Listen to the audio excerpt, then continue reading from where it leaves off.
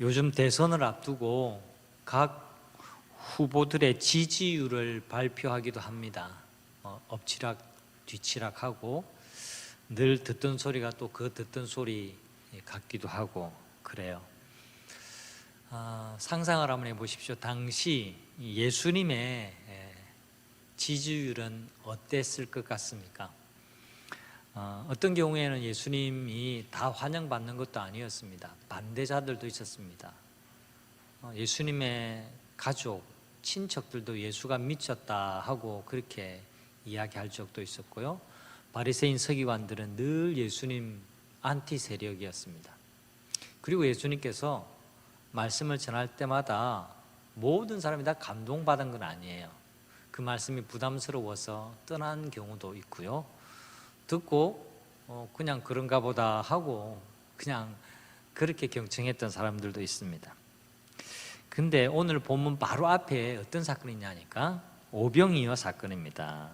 그죠? 5,000명을 먹이시고도 12바구니를 차게도 남기신 그 들판에 오병이어 사건이 있었고 그 다음에 오늘 본문 이야기가 시작이 됩니다. 오병이어 사건에 있어서는요, 모든 사람이 환영을 했습니다. 아무도 반대할 이유가 없는 기적이었죠. 배불리 먹이신다는데 이것만큼 중요한 문제가 있겠습니까? 이때는 지지율이 100%였다라고도 할 수 있을 겁니다.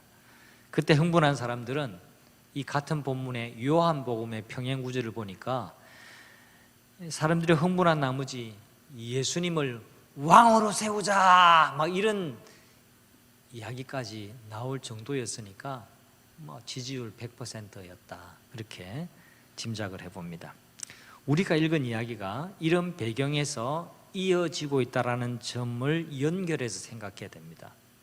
성경 이야기, 성경의 저자가 그냥 누더기 기우듯이 이 한 이야기 마치고 또 이 한 이야기 갖다 붙이고 또 갖다 붙이고 이게 아니라 어떤 의도성을 가지고 전하려고 하는 메시지를 가지고 성경을 쭉 이렇게 서술했다라는 점을 우리가 기억하는 것이 필요합니다. 45절 말씀 다시 한번 보실까요?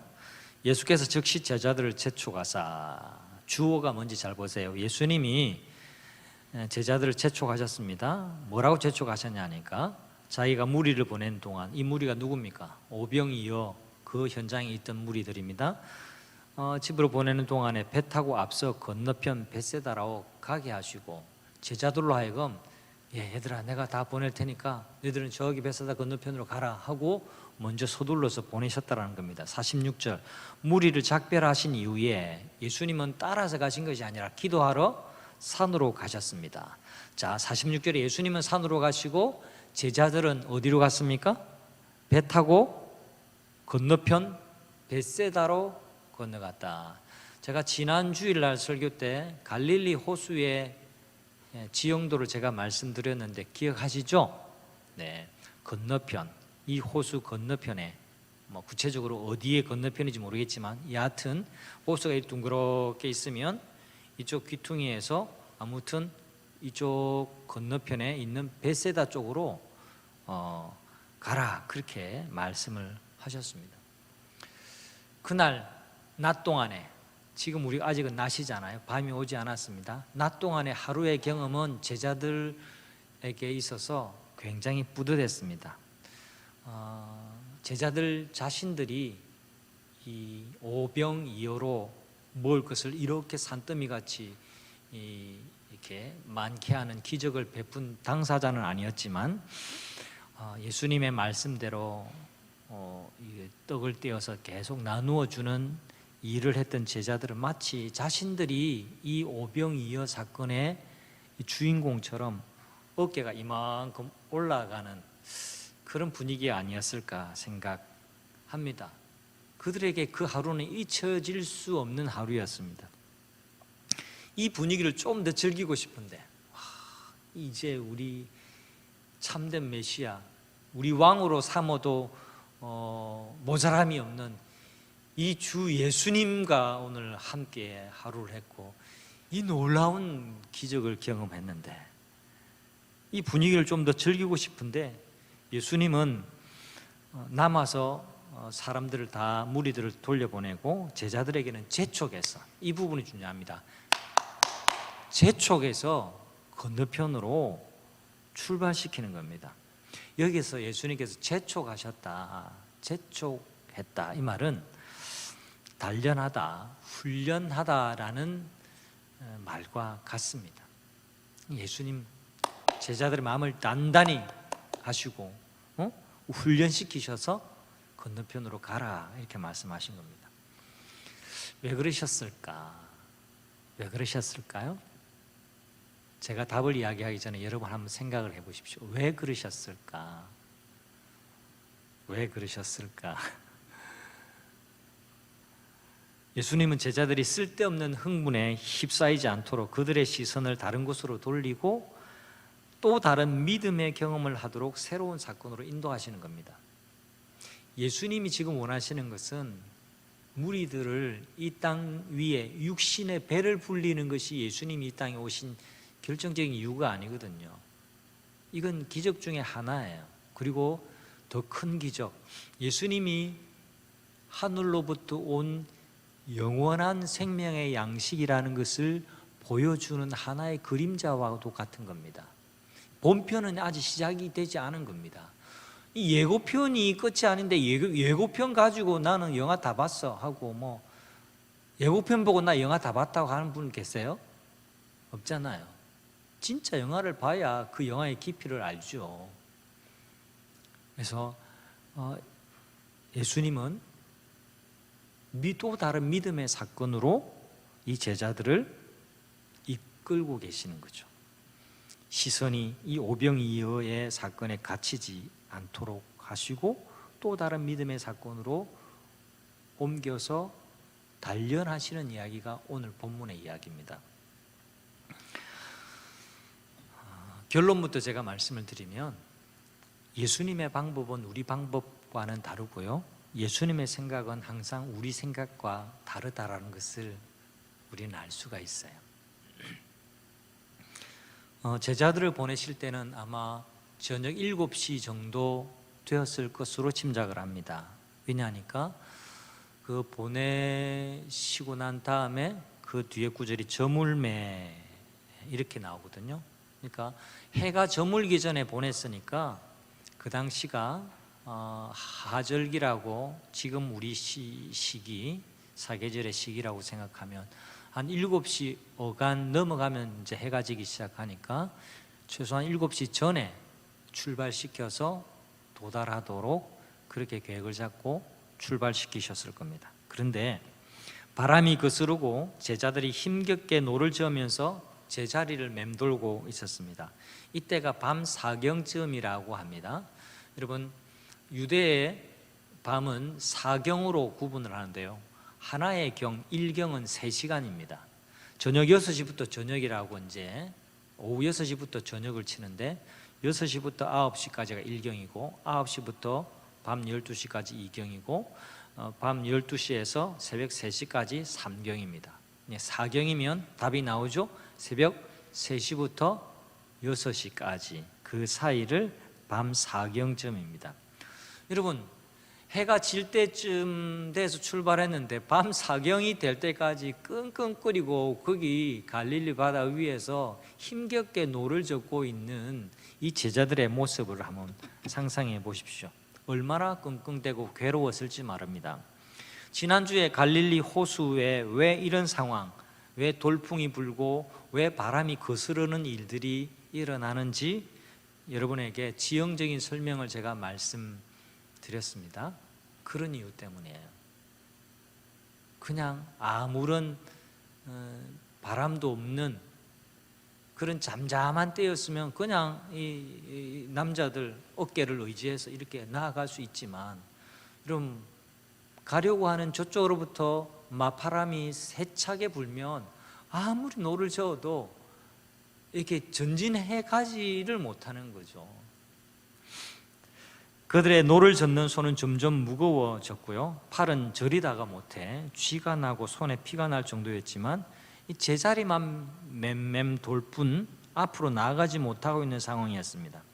제자들은 힘겨웠습니다. 48절 보세요. 바람이 거스림으로 제자들이 힘겹게 노젓는 것을 보시고, 힘겨웠다 그렇게 말하죠. 힘겹게 노젓는 것을 어떻게 해요? 보시고. 어디서 보셨어요? 산에 기도하러 가셔서 보셨다라는 겁니다. 두 가지로 해석할 수 있는데, 진짜 눈으로 보여서 보셨다 이렇게 할 수도 있는데, 전능하신 우리 하나님, 천지를 만드신 주 예수님, 오전에도 말씀드렸죠.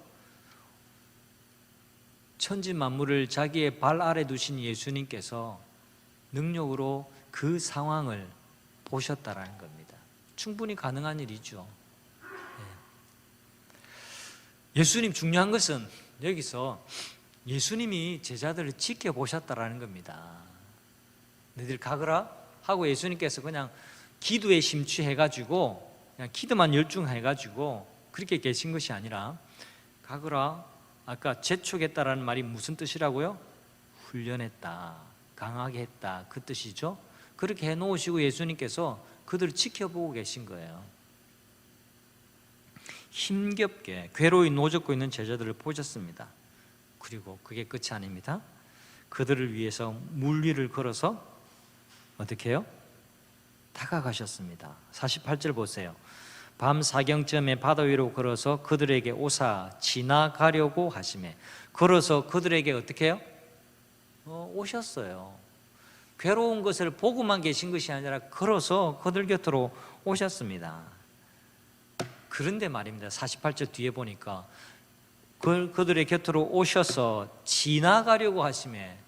아니 여러분, 성경을 좀 우리가 유심히 봐야 돼요. 예수님 오셨는데 어떻게 하신다고요? 지나가려고. 이게 무슨 조합입니까? 제가 여러분이 막 울고 계세요. 울고 계세요. 우리 김성림 집사님 잘 울지 않을 분 같아 보이긴 하지만 울고 계세요. 제가 곁으로 갔습니다. 쓱 쳐다보고 가요. 이게 뭔 소용이 있어요? 그러려고 갑니까? 그러려면 안 가죠. 그냥. 그러면 서운하겠죠. 아, 집사님 왜 그러세요? 어디 걸어오다가 넘어지셨나요? 지금 갑자기 뭐 불편한 데 있습니까? 무슨 큰 어려움을 만나셨나요? 관심을 보여주고 뭘 어떻게 도우려고 해야죠. 근데 성경이 예수님께서 괴로이 노젓는 그 제자들을 보시고 물 위를 걸어서 그들에게 다가오시고 도와주셨다, 이렇게 진행이 돼야 되는데, 그들을 지나가려 하심에 이렇게 말씀이 전개가 되고 있는 것이 예사로운 게 아니에요. 여러분, 왜 예수님께서 물 위를 걸어가셨을까요? 그럼 질문, 왜 걸어가셨을까요? 예수님 시간이 남아서? 왜 걸어가셨죠? 네?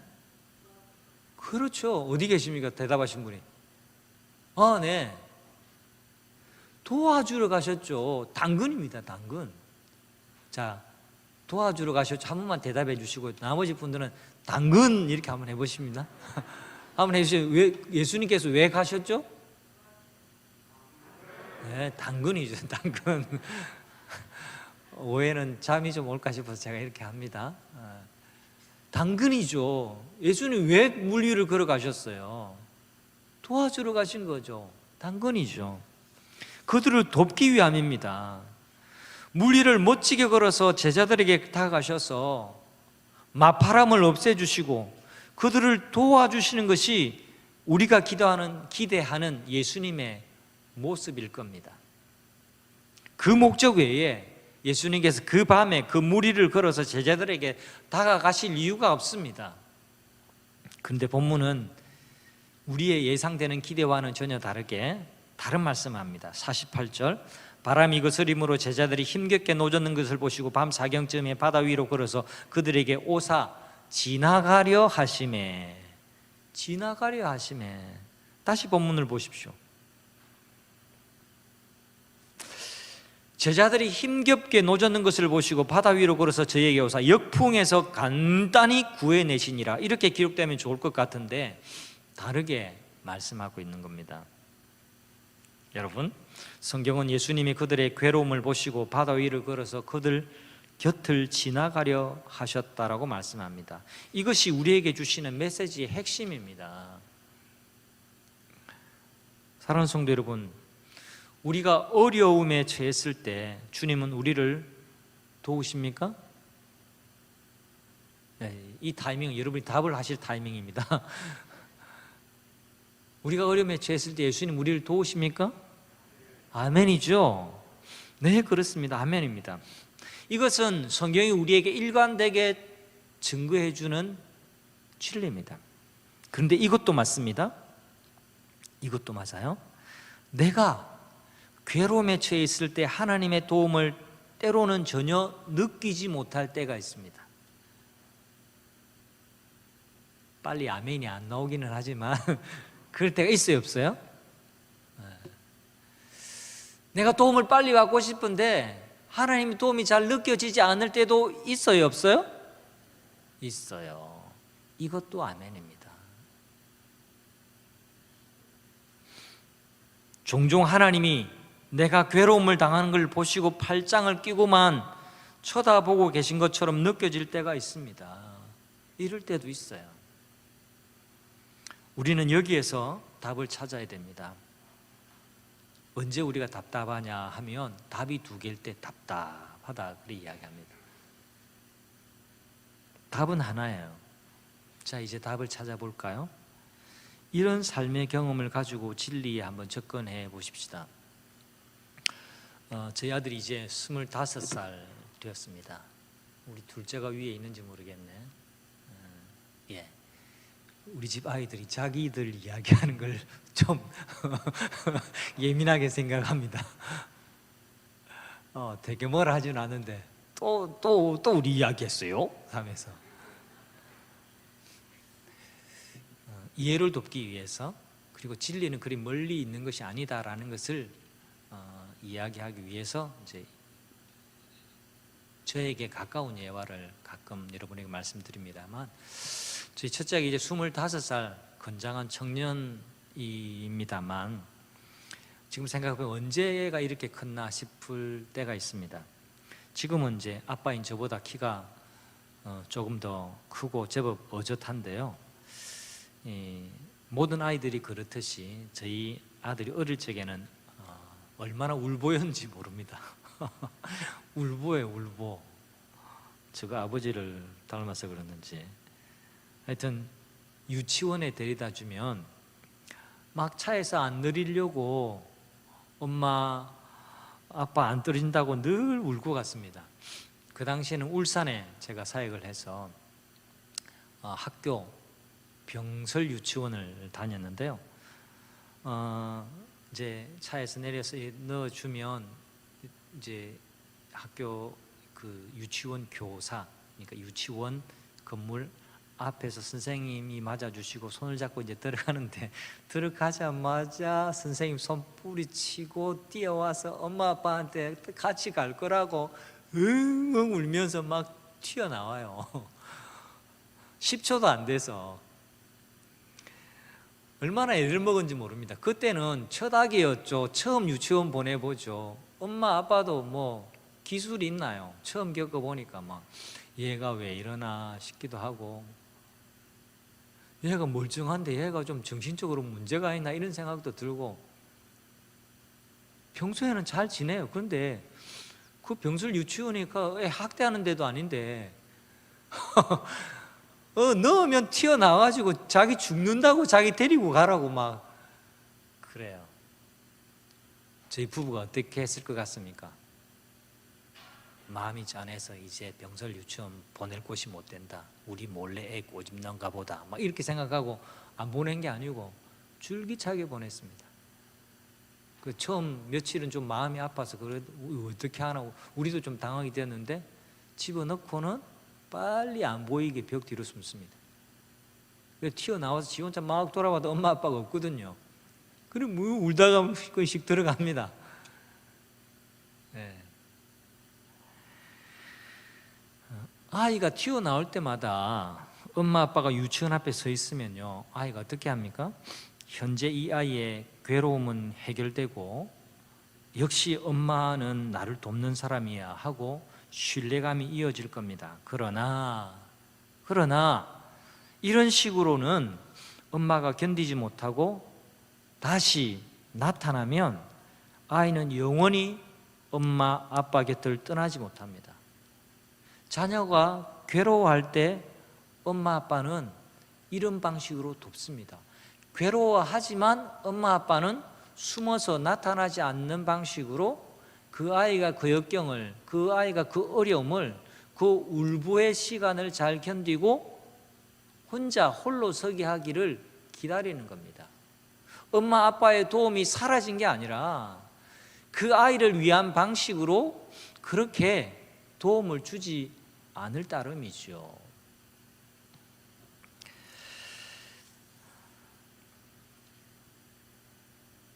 그렇게 아이를 병설 유치원에 보냈던 그 아이의 엄마 아빠 이형섭과 이희영의 방법은 우리 아들 주한이가 생각하는 방법과 다를 수가 있습니다.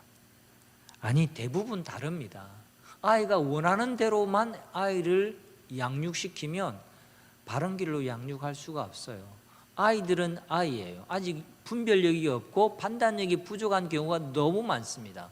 그럴 때는 양육의 책임자인 부모가 그 당시 그 상황에 필요한 적절한 판단과 양육의 방식으로 그 아이를 보호하고 양육하고 길러야 됩니다.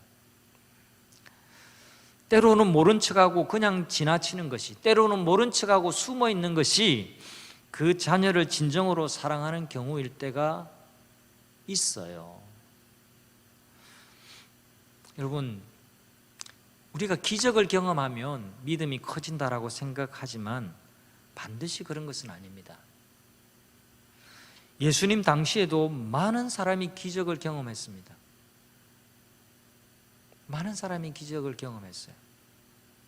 10명의 한센병자가 나음을 받고 돌아가는 가운데 나음을 받았지만 그 10명이 다 돌아와서 감사한 게 아니에요. 그 중에 한 사람만 돌아와서 감사를 표시했습니다. 기적을 경험하면 기적의 크기만큼 믿음이 자랄 것 같지만 그렇지 않습니다.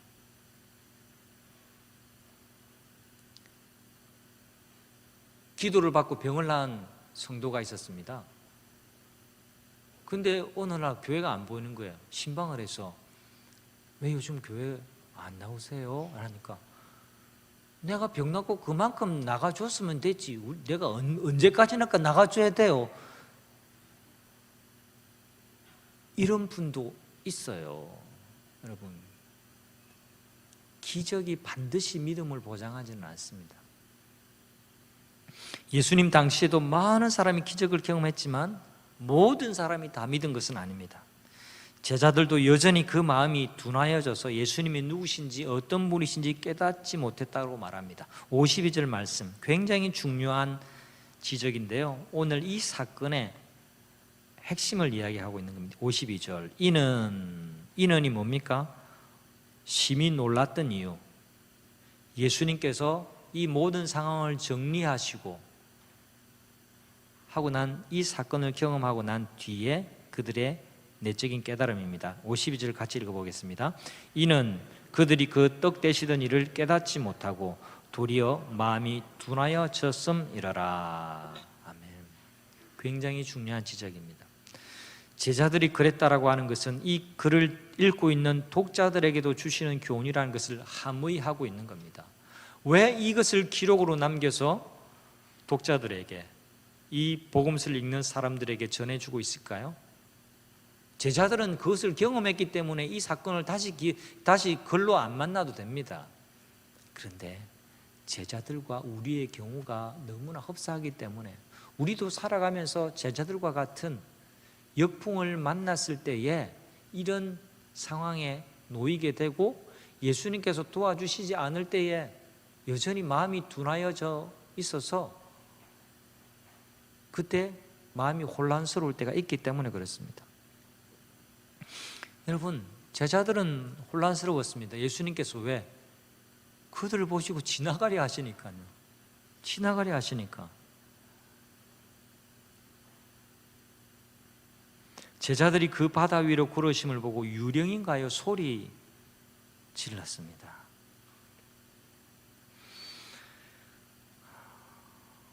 제자들만 그런 게 아니라 우리도 그렇습니다. 늘 나를 잘 되게 해주시고 풍랑에서 건져주시는 기적을 경험하기를 바라지만 잠잠히 나를 바라보시고 지켜주시는 주님에 대한 믿음은 별로 없을 때가 많습니다. 눈에 보이지 않지만 여전히 어둠 속에서도 나를 지켜보고 계시며 변함없는 사랑으로 함께하고 계신 주님에 대한 신뢰가 바닥을 칠 때가 많이 있어요. 오늘 성경을 통해서 성령님이 지금 우리에게 이런저런 이유로 둔해진 마음에 눈을 뜨라고 말씀하고 계십니다. 떡 떼시던 일을 깨닫지 못하고, 여러분 이 사건과 떡 떼는 사건하고는 다른 건데 지금 연결하고 있잖아요. 52절 다시 보세요. 이는 그들이 그 떡 떼시던 일을 깨닫지 못하고, 지금은 떡 배경이 아니라 뭡니까? 갈릴리 바다 위에서 심히 괴롭게 노젓는 이야기인데 그 앞의 사건을 지금 끄집어내서 연결하고 있는 겁니다. 여러분 떡 떼시던 일이 뭡니까? 놀라운 생명의 주님이라는 겁니다. 사람으로는 할 수 없는 일을 하고 계시는 전능자의 모습을 보여주는 겁니다. 그런데 자그마한 노젓는 이 괴로운 일을 만났을 때에 그 떡 떼시던 일을 기억하지 못하고 마음이 둔하여져서 지나가려고 하시는 예수님 보고 오 유령이다 엄마야 하고 놀라고 있는 그들, 아 예수님이 우리를 도와주시려고 오셨구나, 그렇게 바라보지 못하고 유령이다라고 생각했던 그 둔해진 마음, 그렇죠? 그 마음 때문에 그랬다라고 설명을 하고 있는 겁니다. 떡 떼시던 일은 예수님이 바로 하나님이 보내신 메시아요, 하나님이라는 사실입니다. 하나님만이 하셨던 일이 바로 오병이의 사건이고 백성들을 먹이신 사건이죠. 여러분 만나를 주신 사건은, 하늘의 양식을 주신 사건은 여러분 하나님만이 하나님의 백성들에게 주신 놀라운 기적이죠.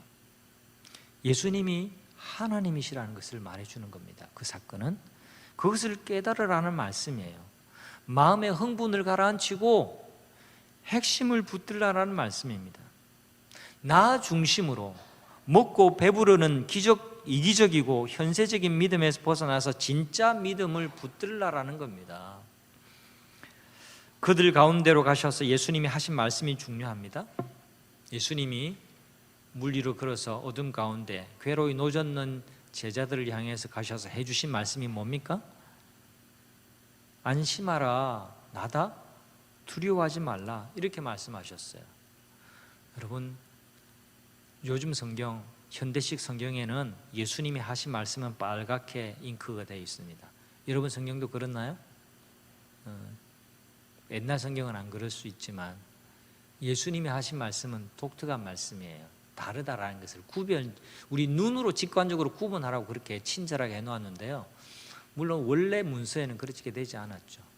네, 여러분 우리가 성경을 눈으로 읽어도 예수님이 직접 하신 말씀에는 의도가 있고 깊이가 있고 예수님의 특별한 의미를 담고 있다는 것을 늘 기억하시기를 바랍니다.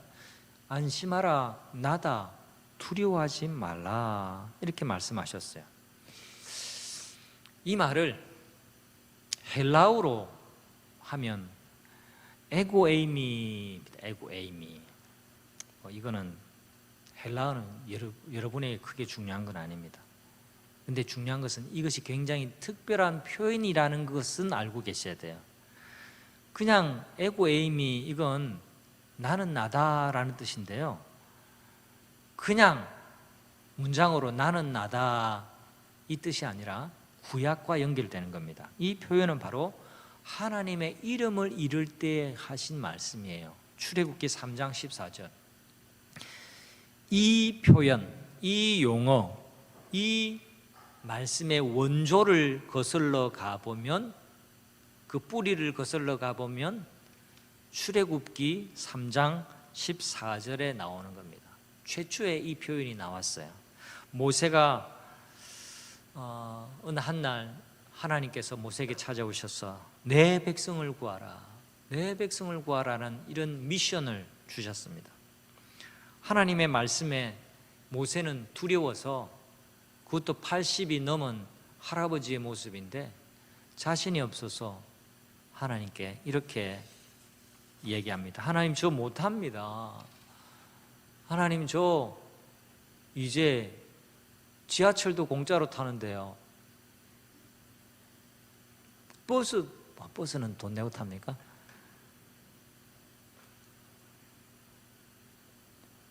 그렇게 대답했어요. 저는 못합니다. 만일 누가 제게 누가 너 보냈니? 라고 물으면 제가 뭐라고 할까요? 못하겠어요, 하나님. 그렇게 하나님께 항변할 때였습니다. 이때 하나님께서는 최초로 자신의 이름을 알려주셨어요. 사람들이 너를 보낸 자가 누구냐라고 물으면 에고 에이미라고 하라. 나는 나다라고 하시는 그분이 나를 보내셔서 이스라엘 민족을 구원하라 하셨다라고 대답하렴, 그렇게 말씀하셨어요. 자, 예수님께서 안심하라, 나다, 두려워 말라, 이 말씀이 그 모세가 받았던 말씀하고 같아요. 나는 나다, 나는 너희를 구원한 하나님이다, 이 말씀입니다. 예수님이 지금 이렇게 말씀하고 계시는 거예요. 그냥 또 한 번의 물 위에서의 기적을 보여주시기 위해서 물 위를 걸어오셔서 제자들의 괴로운 사정을 해결해 주신 것이 아니라 이 사건을 통해서 말씀하고 싶으신 것이 있는 겁니다. 사건을 통해서, 이 사건을 통해서 주시고 싶어하는 메시지가 있었던 겁니다. 내가 물 위를 걷는 것을 보고도 모르겠니? 내가 바로 이 땅과 호수와 바다를 지은 창조주 하나님이야. 그 옛날 모세에게 횃불 가운데 나타난 하나님이 바로 나야.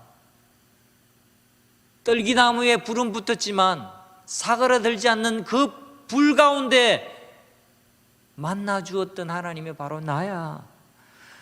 내가 바로 너의 목자야. 지금 역풍이 분다고 낙심하지 말아라. 내가 너를 지켜보고 있다는 것이 너에게 관심이 없어서가 아니라, 내게 능력이 없어서가 아니라 너를 가장 좋은 길로 인도하기 위함이야. 에고에이미, 안심하라, 나다, 두려워하지 말라, 그렇게 말씀하고 계신 거예요. 성도 여러분, 아까 이것도 맞고 또 저것도 맞다라고 말씀드렸습니다. 하나님 우리를 늘 도와주시는 분이십니다. 맞죠? 근데 하나님은요, 때로는 우리가 원하는 대로 즉각 안 도와주시기도 합니다. 이것도 맞죠? 근데 답은 하나예요. 안 도와주시는 그것도 우리를 도와주시는 하나님의 도움의 한 방편이라는 것을 기억하시기를 바랍니다. 그들 가운데 지나가려고 하시는 것은 지나가려고 하는 그 자체가 목적이 아니라 그들의 둔해진 마음에 빛을 얻도록 하기 위해서. 하나님이 전능한 창조주 하나님이시고 지금도 그 제자들을 눈여겨보실 뿐만 아니라 더 큰 믿음의 세계로 이끌어 가시는 놀라우신 사랑의 주님이라는 것을 깨닫도록 하기 위해서 지금 잠시 그들 가운데로 지나가려고 하는 모양새를 보이시는 것뿐입니다. 성도 여러분, 제가 분명히 말씀드릴 수 있는 게 있습니다. 앞으로도 여러분의 인생에 삶의 무거운 짐이 얹혀질 겁니다. 환영할 만한 말은 아니지만 이게 경험으로 얻게 되는 삶의 경험적 진리라고 할 수 있습니다. 앞으로 여러분의 인생에 핑크빛 시나리오가 확 펼쳐지고 아무런 역경도 어려움도 아무런 고난도 아무런 장애물도 없기를 바라지만 그런 인생은 없습니다. 속으로 이 목사 해도 너무하네, 그렇게 말씀한다 할지라도 어쩔 수가 없어요. 그건 성경이 우리에게 말씀하시는 거고요. 우리가 예수님 믿고 공중에 붕 떠다니는 게 아닙니다. 너희가 세상에서 환난을 당하나 담대하라, 내가 세상을 이겼노라, 그렇게 말씀하셨지. 너희가 이제 아무런 어려움이 없을 거야, 이제는 천국 직행이야, 그렇게 말씀하신 적은 없어요. 오히려 믿음 생활 제대로 하면요, 더 고난과 역경을 만날 수 있습니다. 말씀대로 살려고 하면 이 세상의 가치와 거스르기 때문에 여러 가지 갈등 가운데 있을 수 있습니다. 여러분, 갈등이 많아진다고 생각합니까? 성령 충만에 이르는 과정일 수 있습니다. 여러분, 성령 충만하지 않는 분들요, 하나님 말씀을 진지하게 생각하지 않은 분들은요, 고민거리가 없어요. 왜? 내 배가 원하는 대로, 내 육신이 원하는 대로 이 세상의 가치체계를 그대로 받아서 살면 되니까요. 그냥 물 흘러가는 대로 그냥 떠내려가면 되니까요. 그러나 여러분, 연어는요, 살아있는 물고기는요, 항상 흐르는 강물을 거슬러 올라갑니다. 그게 연어의 습성이고요, 살아있다라는 생명의 표시예요. 앞으로도 여러분 삶에 이런저런 어려움의 삶의 무게가 더해질 때가 분명히 있을 거라고 저는 생각합니다. 그리고 예수님을 믿어도 오늘 본문의 제자들의 경험처럼 역풍이 몰려올 때가 있습니다. 고난의 바람이 찾아올 때가 있을 겁니다. 어떤 분에게는 질병의 문제가 내 문제가 될 수도 있을 거고요, 경제적인 문제가 내 문제가 될 수도 있을 때가 있을 겁니다. 그때 우리가 기도하면 짠 하고 나타나서 언제나 문제를 해결해 주시는 주님이면 얼마나 좋겠습니까? 우리는 속으로 그걸 기대하고 있습니다. 그런데 꼭 그렇지만은 않습니다. 그러나 눈에 보이는 세계만 꼭 붙들고 사는 우리는 늘 그런 방식으로 주님을 기대합니다. 우리의 주님은요, 전능하신 하나님으로 우리 곁에 계시되 여전히 계심을 믿으시기를 바랍니다. 그래서 오늘 본문의 설교의 제목을 여전히 우리 곁에 계신 주님이라고 정해보았습니다. 우리가 괴롭게 노를 젓고 힘겹게 있는 그때에도 여전히 주님은 우리의 주님으로 우리 곁에 계시는 거예요. 우리를 바라보고 계시는 거예요. 우리 곁에 오시는 거예요. 그리고 우리의 믿음을 키워주시는 거예요. 그리고 문제를 해결해 주시는 겁니다. 그냥 문제만 해결해 주시는 것이 아니라 우리의 영적인 내공을 키워주시면서 훈련하시면서 우리를 더 큰 믿음의 세계로 이끌고 가시는 주님이십니다. 우리를 바라보고 계십니다. 능력으로 함께 하십니다. 주님은 우리를 초청하십니다. 우리가 눈에 보이는 것들로 판단하고 결정하는 그 세계에서 살지 않고 믿음으로 행하는 세계, 예수님의 세계로 들어오라고 오늘도 우리를 초청하고 계시는 거예요. 성도 여러분, 믿음으로 행하는 것과 보는 것으로 행하는 것의 대조를 오늘 이야기는 우리에게 대조적으로 보여주고 있습니다. 여러분의 마음을 넓혀주시기를 기도하시기를 바랍니다. 그리고 하나님이 보여주시는 믿음의 세계를 바라보고 날마다 기쁨으로 행복한 삶을 살아가는 또 이 한 주간을 맞이하는 우리 성도님들의 삶이 되시기를 축복합니다. 우리 함께 찬양하겠습니다. 원래 계획했던 찬송 말고 조금 전에 예배 시작하면서 불렀던 찬송이 제 마음에 또 울려서